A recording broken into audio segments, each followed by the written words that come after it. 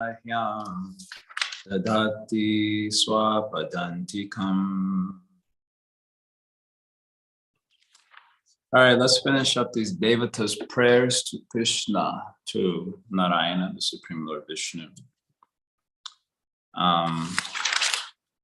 So yesterday, what did they ask for yesterday?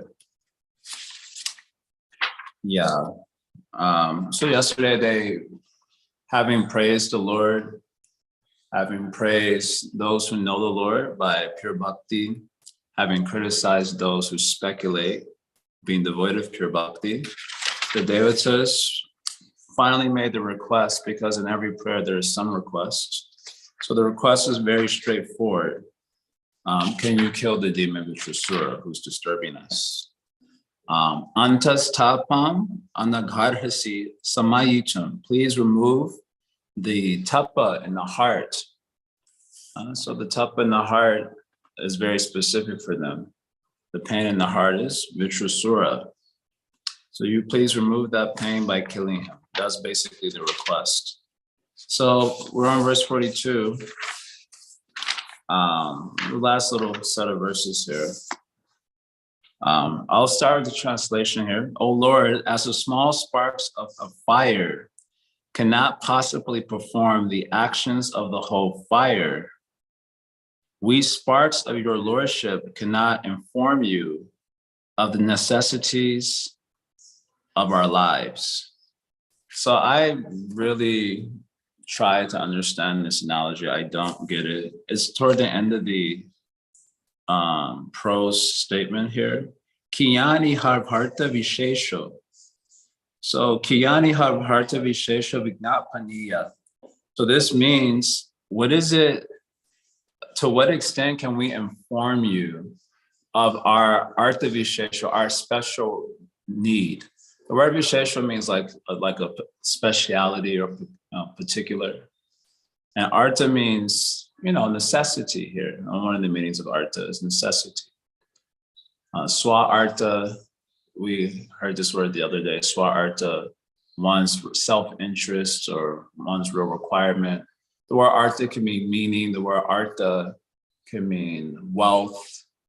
The word artha also is a word that actually refers to God at the end of the day, like purushartha. So the four purposes of the human beings, dharma, artha, kama, moksha. And we also say prema is a fifth purushartha, the crush jewel of all the purushartha, shiromani. And the word artha is a word that can refer to God, actually, paramartha. So, because he is the real artha, the real meaning behind everything, the real wealth, etc. So, artha vishesha means like this special need. And the Devatas, I guess, are saying here that to what extent are we able to inform you about our artha, what we really require? And then this analogy is given, but I have no access to the meaning. I tried to understand it. I don't really get it. But they're saying just as the sparks of the fire and relates to the whole fire. I don't know what that means. Maybe this is just a reference to their ontological position in relationship to the Supreme Lord. They are very small and the Lord is very grand and he's omniscient. There's nothing about the living entity that he does not know. So how can they inform him about their necessity? This is, I guess, the point that's being brought out here. So then the rest of the verses are just qualifiers for the Lord and his ontological position as the super soul dwelling in the heart of everything and everyone, and therefore not needing to be informed by anyone of what is the special needs of the living entities.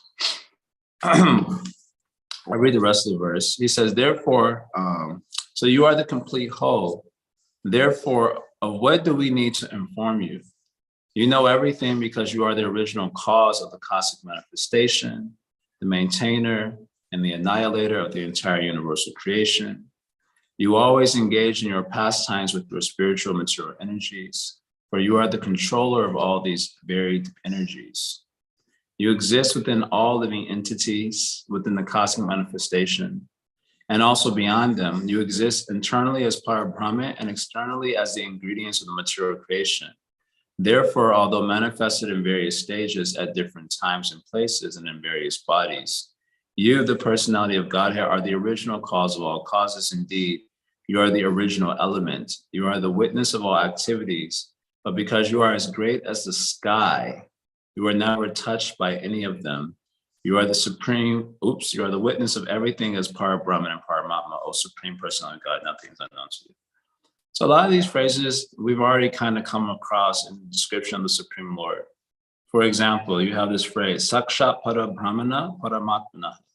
So you are directly the Supreme Brahman, the Paramatma or indwelling soul of everything. So that we already heard previously.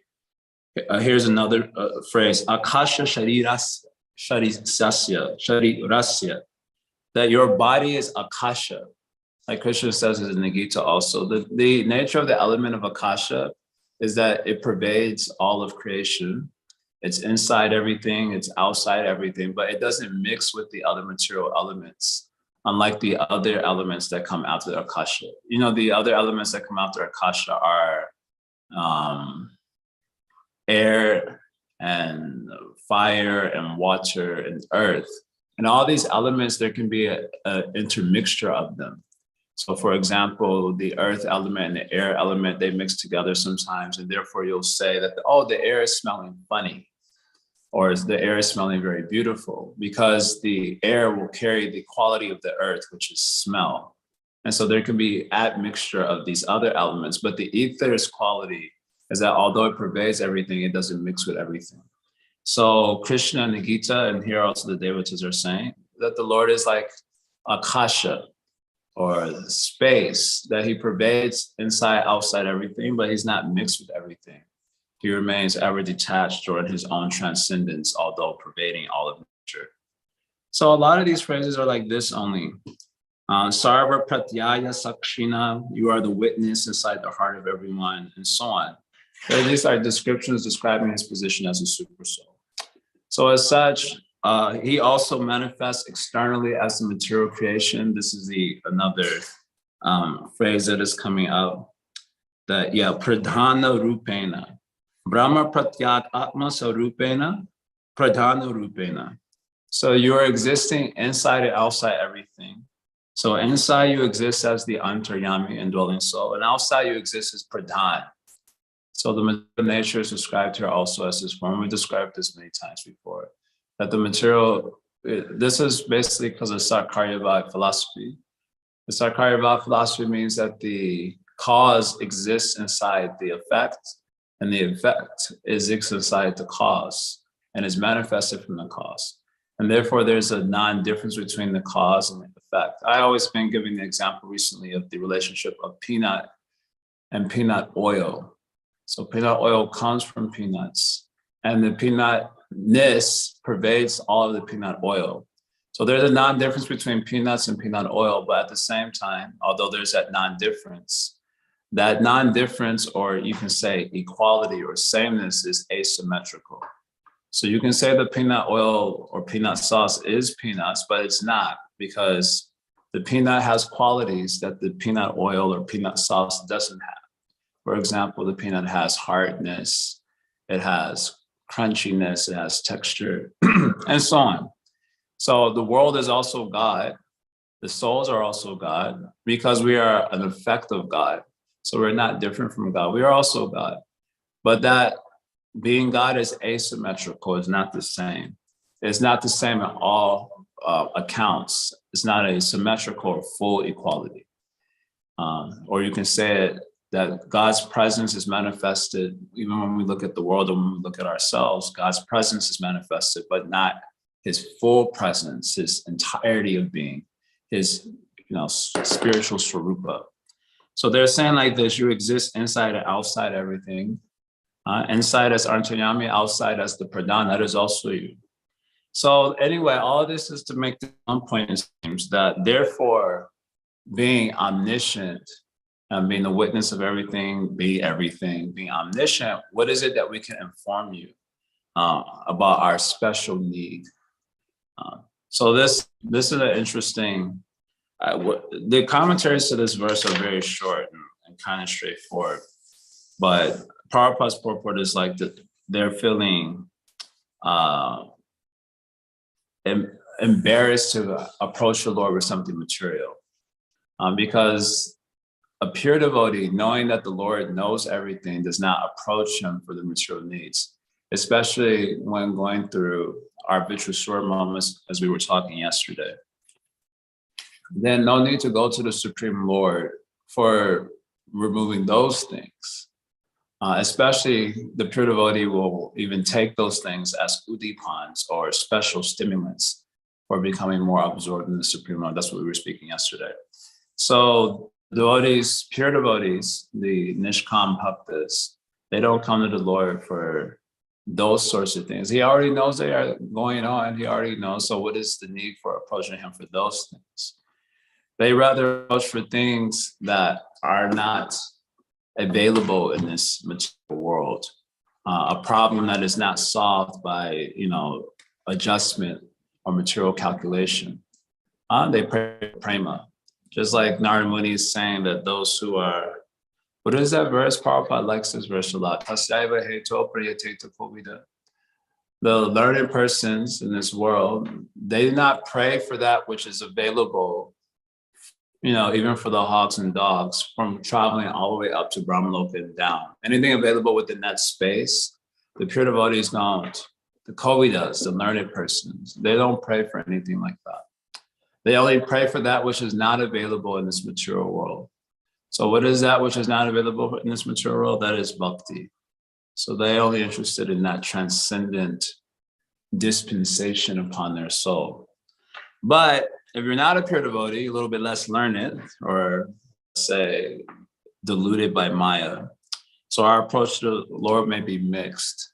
So the devotees, like the devatas, they're mixed and they're feeling a little embarrassed about this. So they're making a comment about it, that there is no need to inform you of our necessity, our special necessity in this material world. In this special case, it's the killing of Vitrasura. Because you already know what's going on, and this may actually also be your arrangement as such. Still, we're going to let you know. That's basically what they're going to say. And this is the next verse. I found it interesting that, so should we go to the Supreme Lord with our special necessity? The special necessity of the soul isn't connected to the material world. But when we're in Maya, that's how we view our artha.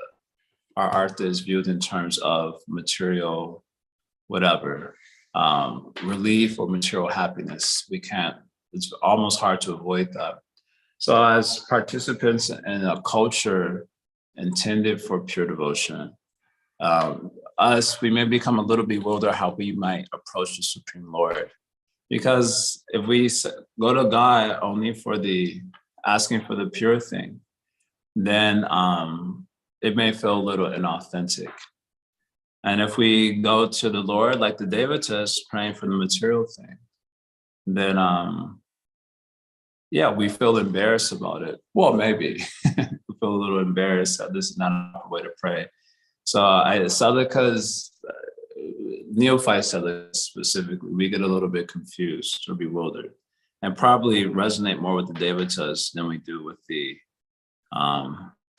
exemplars of pure devotion in terms of how we try to commune with God in prayer and asking for our special necessity.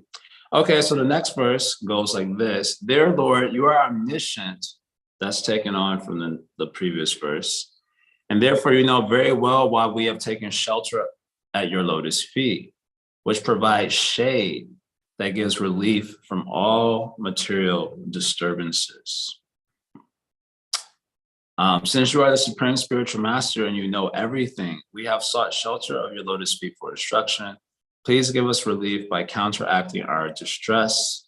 Your lotus feet are the only shelter for a fully surrendered devotee and are the only means for subduing all the tribulations of the material world, of this material world. This is such a nice verse. They have this phrase here, Charana Shatta Palashach Chayam.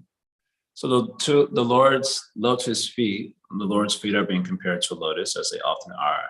And they're being specifically compared to Chayam. Chayam means a shade. It's providing a shade. A shade from what? Just like in the summertime, it's very hot. And you will stand under the shade of a tree. And just by standing underneath the shade of a tree, you get immediate relief from the heat. Even without asking for relief, you get the relief. So the Lord's lotus feet is being compared to such a shade. Charana Shatta Palasha Chayam. And Vivavrajana Samsara Parishrama Upashamanam Upashritanam.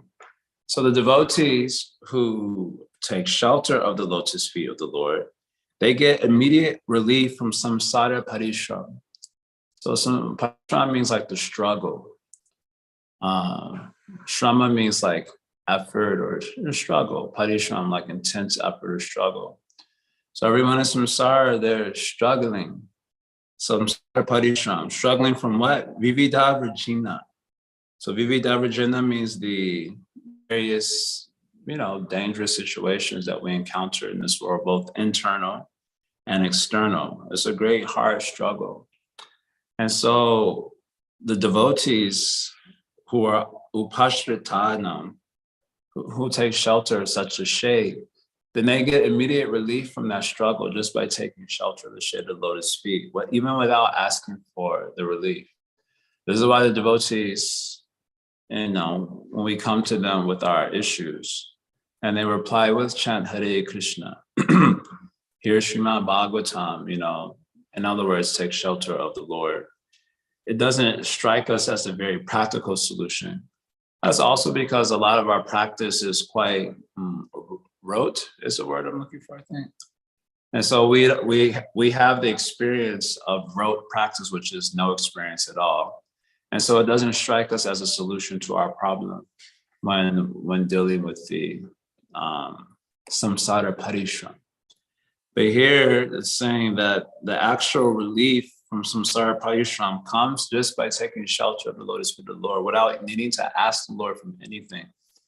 So this seems like a little bit of a commentary that they are themselves approaching the Lord for shelter, but they're asking for something. But this is why you need to ask. If you're already taking shelter of the Supreme Lord, then there should be instantaneous relief from the parishram, samsara parishram. No need to ask. Just take shelter and then relief. So why are you asking? So I don't know. This seems indicative of somewhat of a commentary on their subjective position, that they have approached the Lord without maybe fully taking shelter of him. Vayam yakame no pasaditaha. For which reason we have approached you. We have this desire in our heart for the death of a true soul. And you know why we have approached you. They refer to the Lord here as the Supreme Guru, Bhagavata Paramakura. You are the Supreme Guru, so you can instruct us, make arrangements for us, for satisfying the desire for which we have come to you. But those who are really taking shelter of God, then just by that shelter alone, they are relieved of the samsara parishram. So this seems like a commentary on their verse and maybe an indication. I think about this sometimes, like what does it mean to really be surrendered to God? Because as we know, Sharanagati is considered the external manifestation of Shraddha, according to all of our acharyas, Jiva Goswami down. And Sharanagati is considered the doorway to Bhakti proper. So it's considered not Bhakti proper, but doorway to Bhakti. So the doorway to Bhakti is Shraddha, Sadhu Sangha also, and then you have your actual Bhakti practices. So I've been mentioning that when we say Shravanam, for example, we mean Sharanagati plus Shravanam. When you say Kirtanam, it means Sharanagati plus Kirtanam, and so on. So all the angas of Bhakti are meant to be done with the Sharanagati sort of erected or in place. And I guess the converse is that if the Sharanagati isn't there, then the experience available by connection with the Anga of Bhakti is relatively less, because you're not really taking shelter of the shade of the lotus feet of the Lord in the form of the Angas of Bhakti or whatever.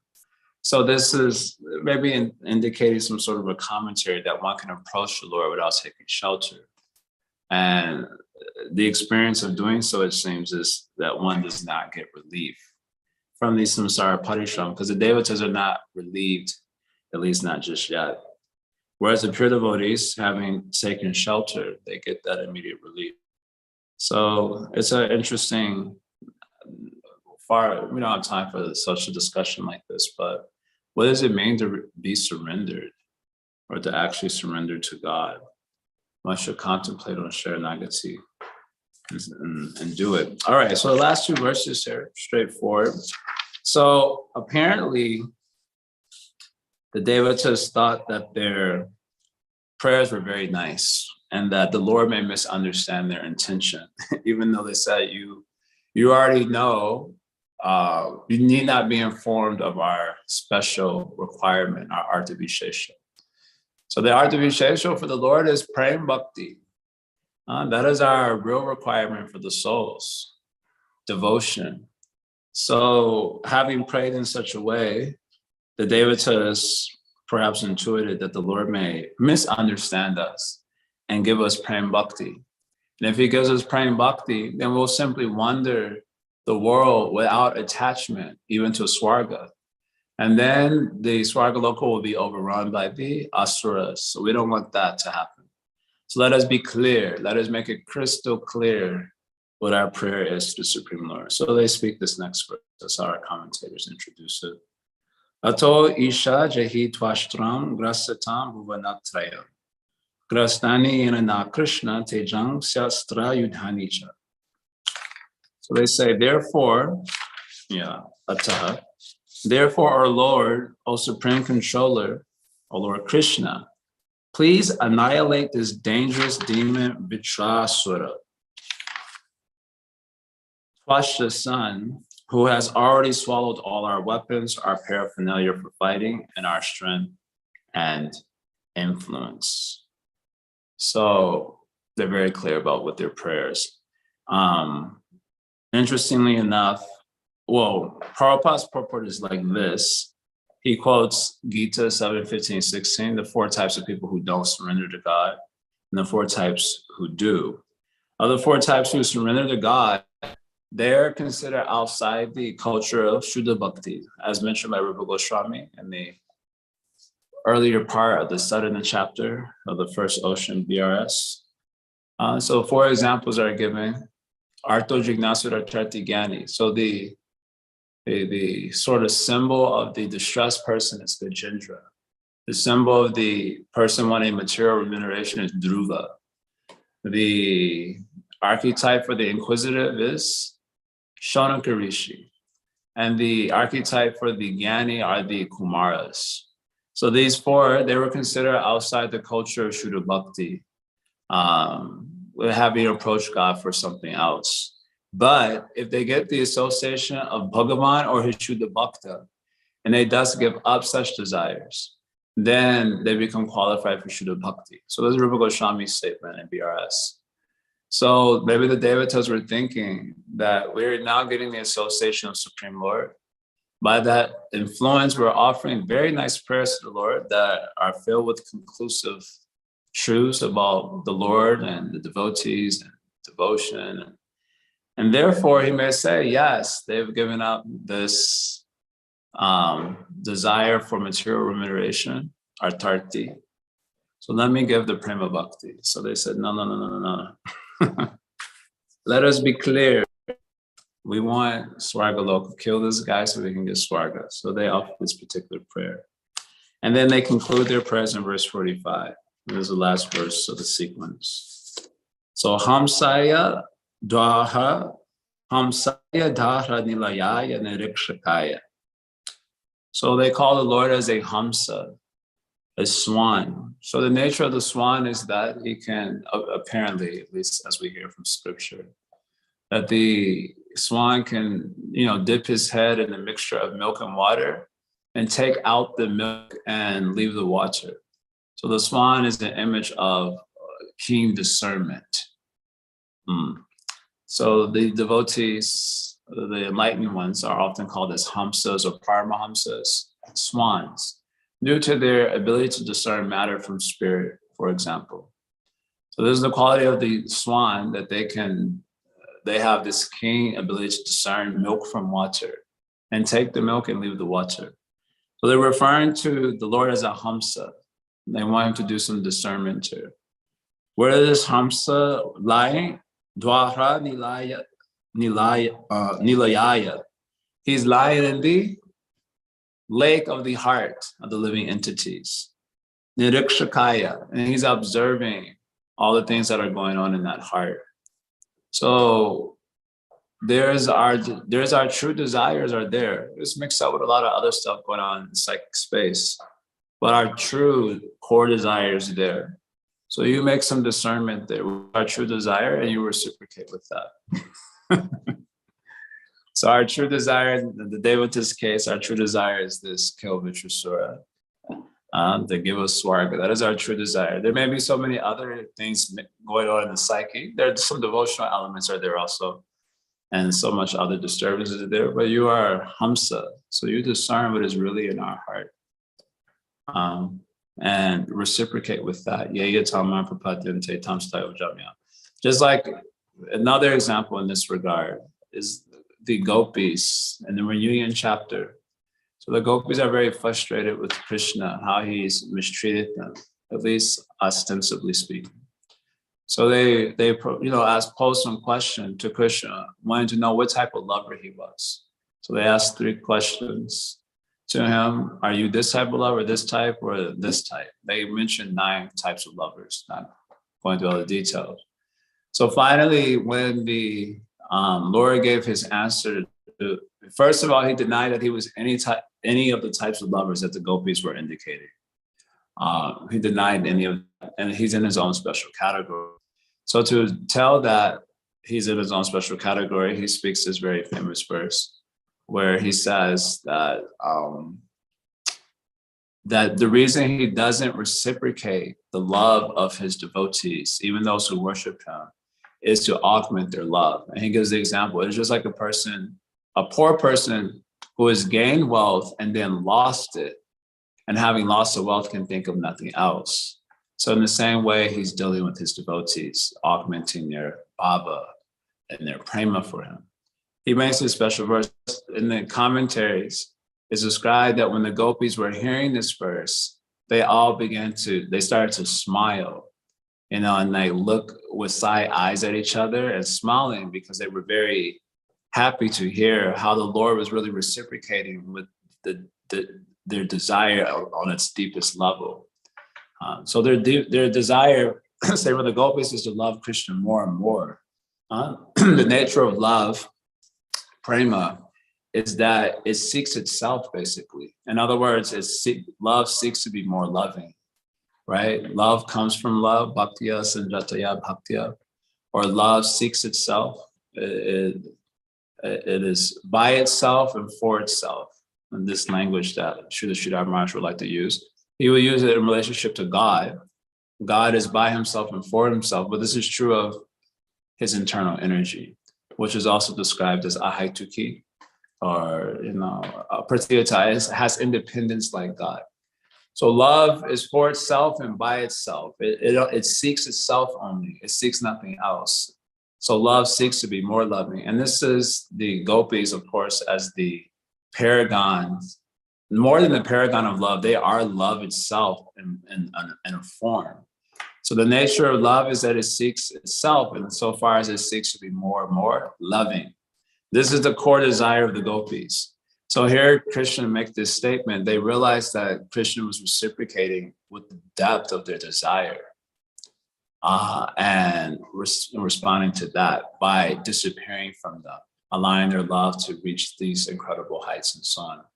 So the Lord is Hamsa, Hamsaya Dara Nilayaya Nirikshakaya. He's the Hamsa residing in the lake of the heart, and he's observing everything. So he connected to discernment. What is this person's true desire? Sometimes our true desire is unknown to ourselves. Because we have our waking consciousness, and then you have this whole realm of being that we're unaware of, known as the chitta, or in Carl Jung's language, the collective unconscious. Is like all these things going on underneath that we're not always aware of in our waking life. And so sometimes Krishna has to bring it to the surface. What is your true desire? Another example, just like Arjuna. Arjuna told Krishna, please bring my chariot and send the battlefield. So Krishna does so. But he brings him right in front of Drona and Bhishma. And immediately being brought in front of them, what was actually going on internally came to the surface very forcefully. And Arjuna had a sudden about face. So sometimes Krishna, because he's very discerning, he's very discerning, he knows what's going on at the core, but we don't always know what's going on at the core. And so he will do things to bring it to the surface, so that we might address that issue in our progressive life towards whatever beatitude. So in any case, yeah, it's important to have a core desire. That's what I'm trying to say here, because it is that core desire that will be reciprocated with. In the course of our material existence, so many other frivolous desires come up, and they come and they go. But what is our Polaris? Polaris, North Star. As we're traveling in the desert of material world, what is a North Star that will keep us? What is a North Star that will keep I'm going to say, that will be the meaning of our life. The North Star, that will be the actual meaning, the North Star which we're wanting God to reciprocate with. So even if you get into a covered condition, sometimes it happens, peaks and troughs in spiritual life, hills and valleys, peaks and troughs. You falling upwards. Sometimes we have these like low moments in our life, or more, not only sometimes, maybe a lot of time. But what is our core desire? That the Lord will reciprocate with. Your highest ideal that you hold sacred in your heart. Of course, for the Devatas, that is Swarga. So for this reason, they're saying, you are Hamsa, you discern. Okay, Krishnaya Mrishta Yashashe Nirupakramaya. So they refer to Narayana, they're talking to Narayana here, but they refer to him as Krishna. So most of Prabhupada's purport is about this, because Krishna is the original Narayana. And Sri Vishnu says because they're confused, they just call him Krishna suddenly. In any case, they say, Mrishta Yashase, that your fame is bright. So the meaning here is that because the Lord appears as avatar, Paritranaya Sadhunamana Chaduskrita, to rescue devatas, or the sadhus, and destroy the wicked, he has a bright reputation. So they're saying, Mrishta Yashasha, you have a bright reputation for doing this. So you do this now also, and keep your reputation good. Sat Samugrahaya, you are one who is grabbed or understood only by the devotees of the Lord. I don't know if they want to imply that we are also devotees. In any case, you are one who is grabbed, captured, understood only by the devotees. Bhava Panta Nijash Shama Pato. So for those who are on the path of material existence, Bhava Panta, then Nija Ashrama Apto, you are the cause of the obtainment of your shelter. The sense here is that there are many souls wandering around this material world. And even sometimes the souls, by good fortune, they come to gain the shelter of the Lord. Usually, and most of the time through sadhu sangha. Even if they don't have pure bhakti, somehow or other they come to feel sheltered in God. Kama Mishra Bhaktas are there, Gyan Mishra Bhaktas, just like the Gita verse, Chaturvidha Bhajantima. So for all these souls who are wandering on this material path, you are the cause of obtaining your shelter. So the sense here is that even we devatas, we are not pure devotees. We are also bhavapanta. We are wandering on the path of material existence. But somehow you've appeared before us. And you have the cause of attaining your shelter. So we also attain your shelter. And the result of doing so. Ante parishta gataye haraye namaste. So at the end of life, ante parishta gataye, you are the cause of receiving all sorts of results.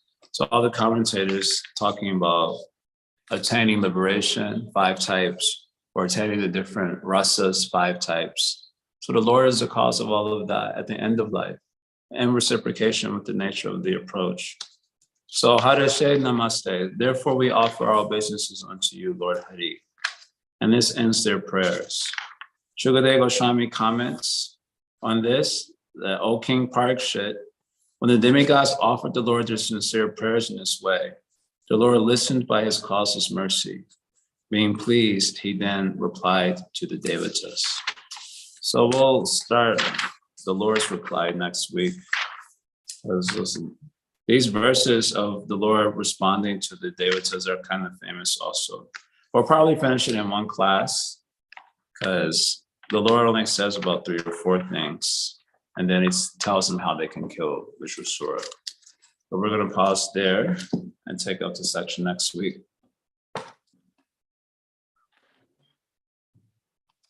Anyone want to offer some comment? Today we have a little bit less participation. It looks like there's going on here. This one. Akunda says, I know you said this is probably a discussion in and of itself, but could you give some of your thoughts on what it really means to be surrendered? I mean, I can give the technical, do what is favorable, reject what is unfavorable. Knowing God is the only. There's a 6 angas of surrenders there. But if you're asking in a more like a feeling sense or intuitive sense, I haven't sat with it so deeply, but just as I was commenting in the class, there's a sense of having approached God, but not taking shelter of him. And I feel like that sometimes, or a lot of times as a sadhaka, that, I chant Hare Krishna, I do some of the basic rituals. Of course, I read and I study Srimad Bhagavatam. I do like to hear from devotees when possible. So there's a sense of like participating in the culture of devotees without taking shelter of it as such. And I think the point where I realized that I haven't taken shelter is when you have these Vitrasura moments, as we were talking yesterday, and you're forced to contend with the things that you actually take shelter of. I've said this many times before, inspired by Viktor Frankl's Man's Search for Meaning, that, there are 3 strategies that we take when we suffer. The most popular one is a will to pleasure, because it's just available and easy, especially nowadays with phones and computers. And you can just numb yourself to your suffering, watching YouTube, Netflix, doing drugs, promiscuity, eating, binge eating, and so on. Another strategy souls take when they suffer is a will to power. Will to power means that you want to control the environment. And then thinking basically goes, if I can control the environment, I can reduce my suffering. So if you have a lot of money, for example, they try to will themselves to, a very comprehensive control. Other strategy people take is to, flash their victimhood in front of everyone. Because that's another strategy for control, to try to oblige people to feel sorry for you, and that way control them. And the will to power. There's another strategy. A last strategy, he says, is a will to meaning. And we can discover the meaning of our suffering. As Queen Kunti is saying, Bhavato darshanam yasha punarbhava darshanam. Then you can navigate your suffering with grace. So I think when I suffer, I realize the degree to which I'm not really sheltered in God yet. I go to blame, I go to pleasure, I go to whatever. So what does it mean to be sheltered? That's the question that we're trying to explore. I'm exploring it in an intuitive sense, a feeling sense, not in a technical sense. And so in this sense that whenever, rather suffering or enjoying life, my actual, I want to use a refuge. My actual purpose for being is actually in God, and maybe more specifically for Gaudiya Vaishnavas, is in my desire for loving God, my desire for bhava, bhakti, in other words. That's where I find my ultimate meaning. That's where I find that my movement is inspired by when I get up in the morning. Just as a materialist, when I get up in the morning, brush your teeth, go to the bathroom, take their coffee, and eat their food in the morning. The whole inspiration for that is to make money or whatever it is. So what is my movement inspired by? And inspired by the desire for bhav. The decisions that I make, the choices that I make is inspired by the same thing. For me, in an intuitive sense, that is like refuge, that is shelter. And it seems that, I know if you've ever read the Tripurari Swami Shishashtakam book, great book. I read that book like right in the beginning of my Krishna consciousness. Chandramali Swami gifted that book to me right in the beginning. I had only been a devotee for maybe a year or two. Awesome book. Anyway, he talks about in that book, so in that book, he talks about the sort of evolution of Sharanagati. Sharanagati is the external manifestation of Shraddha. So Shraddha in the beginning is very like a seed, and it evolves to the stages of Nishtha and Ruchi. These are also degrees of faith orientation toward reality. So in that book, I remember him describing the evolution of Sharanagati, which is fully erected. He uses this word like fully erected at the stage of Ruchi Bhakti, where the soul is then able to pray, Nandanam, Najanam, Nasundari, Kavitam, Vajagadish. I don't require wealth, followers, women, mukti even. How you can say that unless you really feel, all I care is that I can have your bhakti life after life. So this verse is the expression of Ruchi Bhakti. And in that, he says the full erection of Sharanagati is really happening there. So I don't feel bad if I'm not my Sharanagati isn't fully, developed as such. But that's that ability to say that, my goal in life is this Ahektuki Bhakti, that love. That's what inspires my movement. That's where my mind goes to regularly, if not incessantly. This is, Sharanagati. That's where my real refuge is at. Otherwise, the way it plays out in real time, the refuge is in material things. So indicating a lack of evolved Sharanagati. And it usually, that tends to come to our waking awareness when we suffer. That's when we really come to face with the level of our Sharanagati. So there's some initial intuitive things. I don't feel bad as such, but it is worth contemplating. As I was mentioning to you yesterday, that as you get older and your progress or lack thereof will become more of a pinprick for you, particularly if you haven't made much progress. So it will start to pinch you more and more deeply, which may be a good thing and force us to think about these things in a substantial way and try to make the progress. So Aishan, I think said he's got something. Let's see here. Yeah, just a comment and a question. So on this point that you were just making about how one may accept the practices of bhakti but may not be feeling surrendered inside, I was just reading last night in Bhakti Sandarbha. It was really nice. Babaji was talking about that verse, that although chanting, the heart does not melt. And he was saying that as a result of offenses, what happens is one externally adopts the practices of devotion, but the heart becomes frozen. It literally becomes frozen on a self-centered concept of life. So even though trying to become trying to look towards Krishna and changing one's trajectory or direction of where one faces, because of those offenses, the heart is literally frozen on a self-centered concept of life. So I thought that was kind of an interesting, just based on what you're saying, that we are accepting the practices of bhakti, and we want to be more surrendered, but because of our offenses, the heart's just frozen. So yeah, that was one reflection. And the question I had was, so the Devatas here, you were saying that the Devatas are saying, no, don't give us prema bhakti. We just want you to kill Mitrasura. And they're praying like this because they're mixed devotees. And generally, we hear that mixed devotion means someone has a separate, like Pritak Bhava, right? You talk about this all the time, the separate conception of life.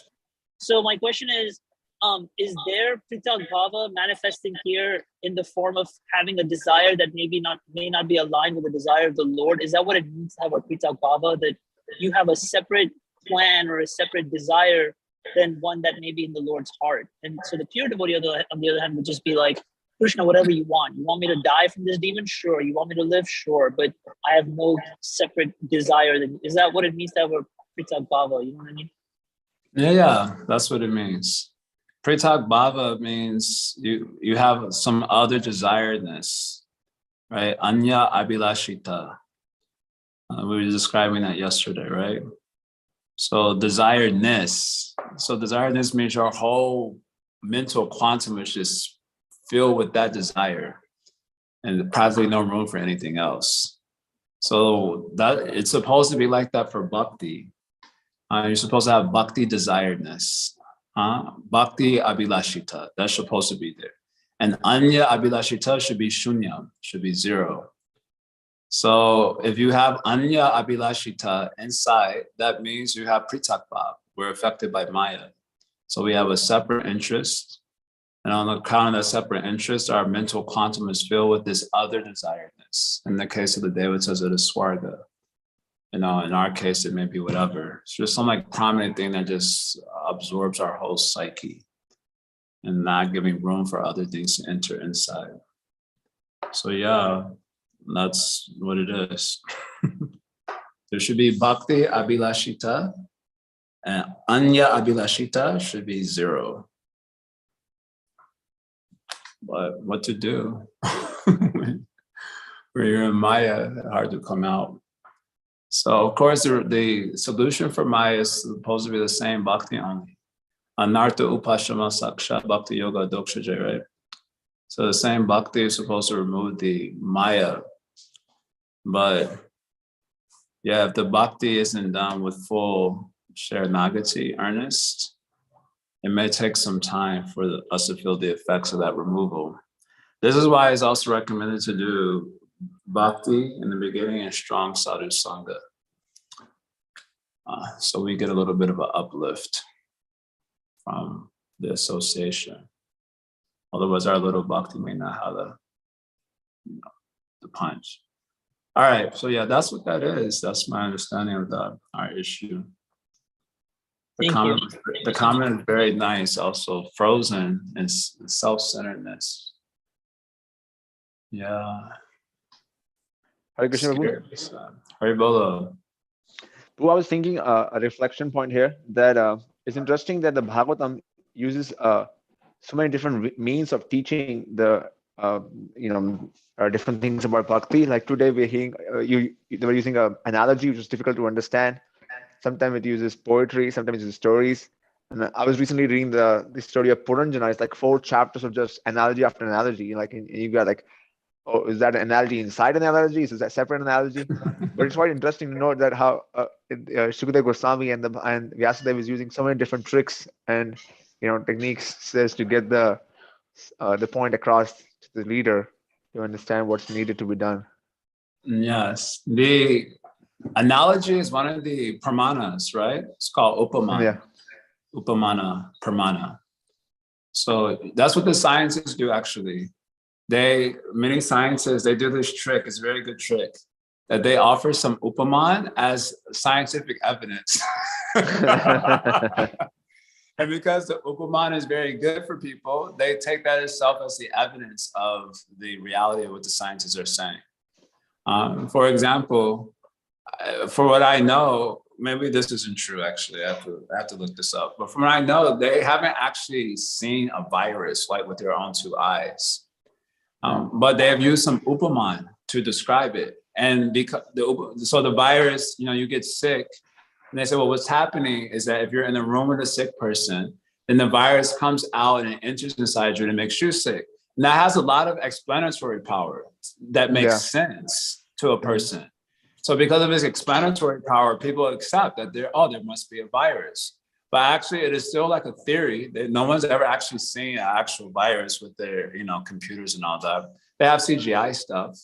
But because of its explanatory power, people accept. So that is the power of upaman, right? That is why upaman is one of the pramanas. As out of the 10 major ones, this upaman is one of them, the analogy.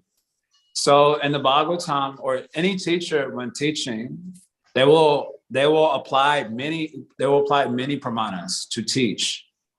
So for teaching transcendence, Shabda Praman is the most authoritative. But even to use Shabda Praman, you have to use logic, Anuman, to describe many things. Because Shastra also is telling many variety of things that seem to contradict. So you need logic. They'll use Upaman. They'll use Arsha Praman. Arsha Praman means like some great saintly person has said this, said that. So they'll use all the different pramanas as a pedagogical tool to support Shabda, Shabda being the main pramana. So yeah, that is required when teaching. You have to use a variety of tools for the educational purposes. If people are extremely intelligent, you can just say one sentence and they'll work it out. Like the Haryashvas, they got some riddle from Narada Muni and then they just figured it all out and that was it. No need for other explanation. But if you are King Barhisha, you're telling, so some allegory has to be told. If you're Vyasadeva, you can just chastise him and give him the straight sauce, straight medicine. So Narada Muni is a good example of a teacher who uses different pedagogical techniques to, teach. And a question also on today's discussion. So we were hearing this that you're saying that Sri Rupa Goswami is saying in the sadhana section of BRS that somebody who has any of those 4 desires or needs, that the reason that those are reasons why they're approaching Krishna, Artha Jignasa Artharthi, then they're outside of the realm of pure bhakti. And you mentioned that if they come in touch with the pure devotee, then they can be purified. So then at the same time, yesterday we were discussing how we are supposed to use Shastra to evaluate ourselves, not others. Now, how are we supposed to find out a pure devotee if you're not supposed to apply those things on others to find out if they're pure or not? And does that mean to take shelter of Shastra? Because Shastra, it seems, is written by Vyasadeva. They're definitely pure devotees. The Gopis are pure devotees. Read about those. Because, hey, we can't find a pure devotee in the world. It's just, they definitely find some fault in any person we see. To that, we say that you don't find the pure devotee finds you. That is the meaning of Yadrichaya or Bhagavan Jiva. How you will find a pure devotee if you're in a lower subjective domain than such a personality. And especially if these pure persons, because especially if they're like quite evolved, they don't necessarily conform to normal edicts of behavior for a lower domain of being. Like, for example, when we're materialistic, we have like strong moral restrictions. We are part of a very strong moral domain. So these pure devotees may act outside of that domain also because of their high level awareness. So if you have to judge such a person from your level, then you will misjudge also. So how are you supposed to find? We're in great ignorance. That is our difficulty. So you don't find a pure devotee, actually. A pure devotee finds you. And if you are fortunate, Bhagavan Jiva, then what happens in association with such a person, they do so much nice Hari Katha, even you want to find fault with them, but you can't, because the Harikatha is brilliant like the moon shine. So even if there's some black spots there, you don't care for those black spots on the moon. You only care that the moonshine is giving cooling effect and giving illumination. So even you may try to find some fault, but you cannot deny the cooling effect that is coming. You cannot deny the illumination that is coming. So you accept, this is a great soul. Just like I'm going to give this example. I know that Saraswatis will find fault with me for giving this example, but I'm going to give it anyway. Saraswatis means the followers of Srila Bhaktisiddhanta. Thakur Bhakti, no, he loved his guru. I'm pretty sure he loved his guru, Vipin Bihari.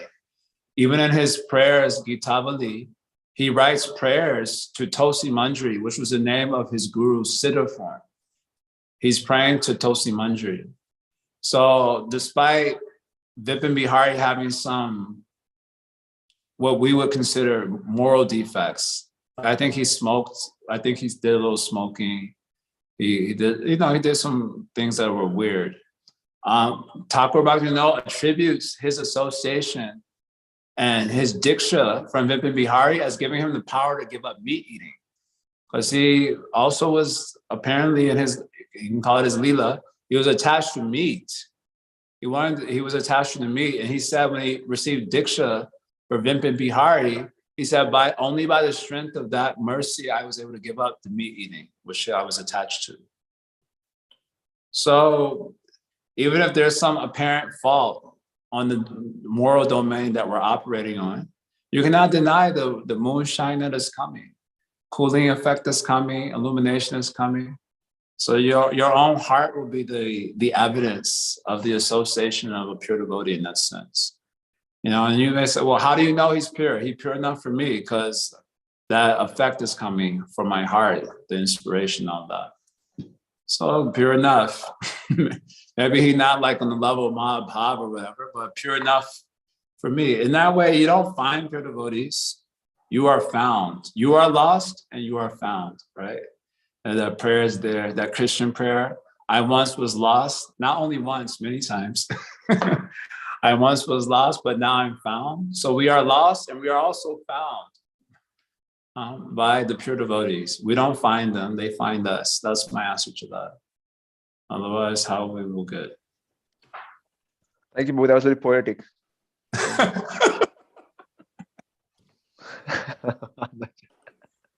Yeah, Harish, I was to say something about this, I think. I'm just appreciating that Timur left and then God sent us Siddhahari Prabhu to fill up that vacuum of very catchy and appropriate comments. I had a question about the earlier thing you were saying about Upamana. And actually, I was just talking about this with somebody yesterday, how in the material world, they just have to say things like, we're looking for a black hole. And all of a sudden, everyone starts believing that black holes exist. In fact, no one has actually proven that a black hole exists. They talk about it as if it does. And everyone just talks about it like, well, yeah, it must be a black hole. Keep in mind, this is just the theory of the black hole. And same with, someone just has to be accused. Like if they accuse you of, whatever, some misconduct or something, people just assume that, oh, he must have done it. Like an accusation is not indicative of guilt, right? So I guess my question really was, why do people do that? Why do we just believe theories to be facts? Why do we turn accusations into truth? Like, why do we have this tendency to leap or make these jumps of conclusion? You know what I mean? We have four defects, right? Oh, yeah. So vipralipsa is one of them. Cheating propensity. Of course, the way we hear the word vipralipsa, cheating propensity, because we use the word vipralipsa in terms of the pramana tattva, and we use it in terms of how we cheat ourselves by like confirmation bias. So you already have some theory floating in your head, and then you'll look out at the environment and everything will confirm what you already think. And so that is called as vipralipsa. But it also works when we're trying to deceive others also. And even unconsciously, we come to believe it ourselves. So this is one of the defects of the conditioned soul, vipralipsa. So due to the vipralipsa, they do like this. And like I said, that one thing that you'll notice when people because science, as far as I understand, like rigid science requires empirical evidence. So you have to be able to actually demonstrate whatever you're saying empirically.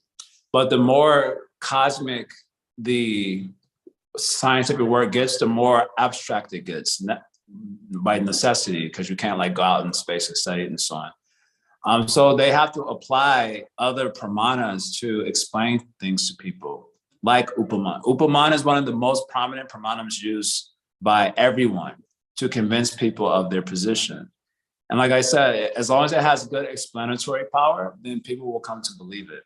If it seems like it makes sense, then yeah, this must be the case then. This must be the right point. And the scientist himself or whoever, the theologian, whoever it is, they themselves will come to believe it. They're like, this is a very good explanation. I use Upaman Praman also. It's very nice. So in this way, we treat ourselves, which is the real meaning of Vipralipsa in terms of epistemology. Everything confirms our bias, our way of thinking about it. So, and the people in general are not very thoughtful, so they're easy to cheat. They're easy to dupe. No one will think to ask a question. Like, do you have a non-CGI image of a virus? I'm just curious. Like a non-CGI one. Maybe that virus is not the best example. I don't know so much about the viruses, but I'm just using that as just take it as the intention that it is. A lot of this goes on. It goes on in every field also. Philosophy, it goes on in theology, it goes on in science, it goes on everywhere. So it's called Vipralipsa. That's why it's hard to know anything. Even empirical things is very hard to know because of the 4 defects. What to speak of the transcendent. That was a really on point. So thank you. I really appreciate it. That's why when you become a little bit old and you realize this is going on, you just start to become more and more quiet. Everyone's speculating, duping each other, nothing to say. You become quiet. Okie dokes. So it looks like we might finish there. Hariam Tat Sat. Thanks a lot. Tomorrow is Friday, but I'll not be able to do class tomorrow because I'm traveling to Florida for a little retreat with the boys. Everyone is Srila Bhakti Siddhanta said this is the society of the mutual society of dupes. And his essay called Thakur Bhaktivinoda, he said this is the mutual society of dupes. Very apt description of what's going on. Yeah, I won't be able to do the class tomorrow because I'm traveling to Florida for a men's retreat, a Srimad Bhagavatam men's Sangha. So we'll take up Narayana's reply to the Devatas on Monday. Hari Om Tat Sat. Thanks a lot, fam. See you all later. Srila Prabhupada. Thanks, Jai. Hare Krishna.